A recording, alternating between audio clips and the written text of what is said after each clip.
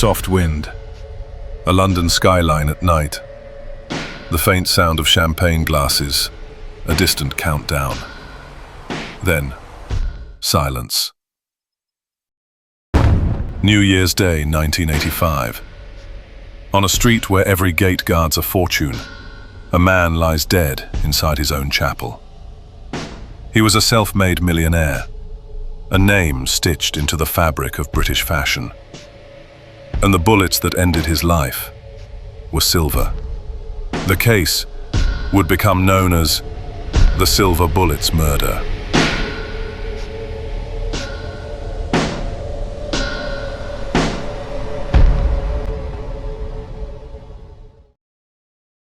Before the murder, there was success. Aristos Constantinou was born in Cyprus in 1944, the son of a master tailor. When the family moved to London in the early 1960s, he carried his father's craft, but added ambition. In 1966, with help from his father, Aristos opened a tiny workshop on the first floor of 45 Carnaby Street, converting 2 rooms into what became his first store and design space. It was the epicenter of a revolution in British fashion. His label, designed by Aristos, captured the glamour of a generation intoxicated by fame, freedom, and fabric.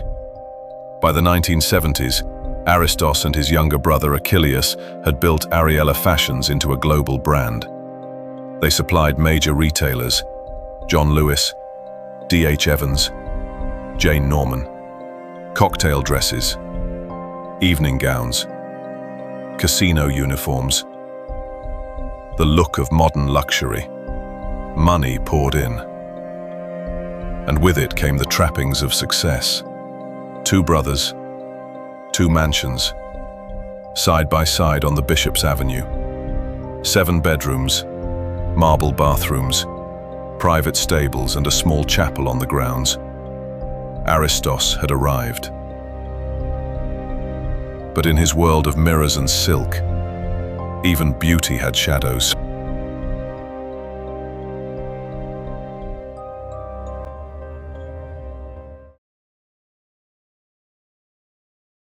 It was New Year's Eve, 1984.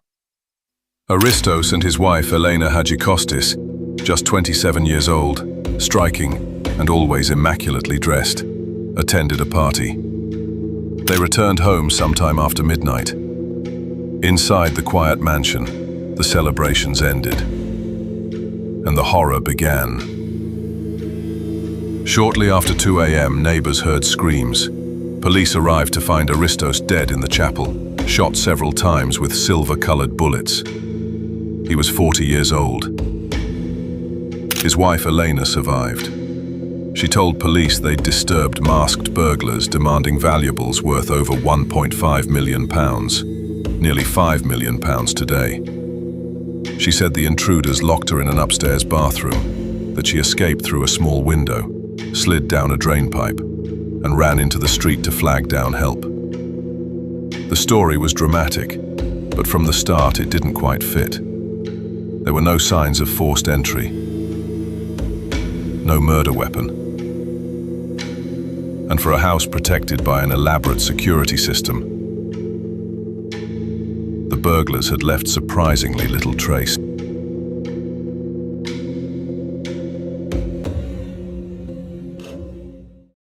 Two weeks later, January 18th, 1985, Aristos was laid to rest. His widow, dressed in black, led their 3 sons, aged 7, 5, and 3. Photographs from that day show grief written on her face, but behind her, whispers were already spreading. From Aristos's mother, from his brother Achilles. They were convinced Elena knew more than she admitted. The family fracture began there, at the graveside.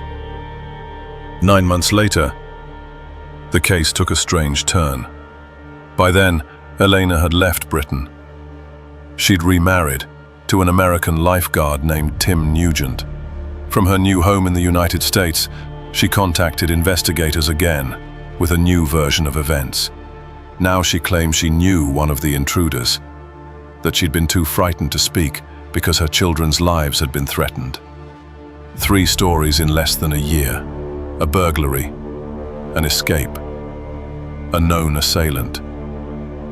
Each one contradicting the last, each one deepening suspicion. There would be 3 police investigations in total. The first, 1985. Quick, chaotic, and, by modern standards, inadequate. Evidence wasn't preserved properly. Witness statements conflicted. The case was labeled a burglary gone wrong. The second, 1997. A full cold case review. Detectives now believed Elena should be charged with her husband's murder. They submitted a detailed report to the Crown Prosecution Service, but the CPS declined, arguing the case was purely circumstantial. Aristos' brother Achilles was furious. He claimed police had told him the evidence was overwhelming, that it was time for a jury to decide. But the CPS refused to proceed. The third, 2017 to 2024. After new pressure from the family, detectives re-examined the evidence. A senior homicide prosecutor agreed. The file justified a charge. Then, once again, higher CPS officials overruled the decision. The same conclusion: not enough proof, no prosecution. As of 2025, the case remains open but unsolved. The murder didn't just take Aristos' life, it shattered his family. In the months that followed, Elena's sons stood by their mother, widening the rift with their uncle Achilles. 7 months later, she remarried, and years after that married again. Now believed to live quietly in Cyprus, she still denies any role in Aristos' death.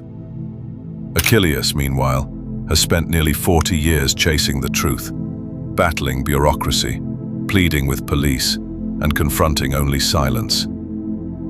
He once called the case a wound that never closes. He still runs Ariella Fashions, the company the brothers built together. The mansion on the Bishop's Avenue was finally sold in 2015 for around £9 million. Today, many of the surrounding homes stand empty. Monuments to wealth, abandonment, and ghosts. And Aristos' youngest son, Anthony, would later make headlines of his own. For Achilles, the Constantinou legacy became a cycle of tragedy, from fashion dynasty to scandal to loss. And the killer, whoever they were, was never found. This is Crime Verdict. Subscribe for more true crime investigations. And remember, not every fortune was earned. Some were bought in blood.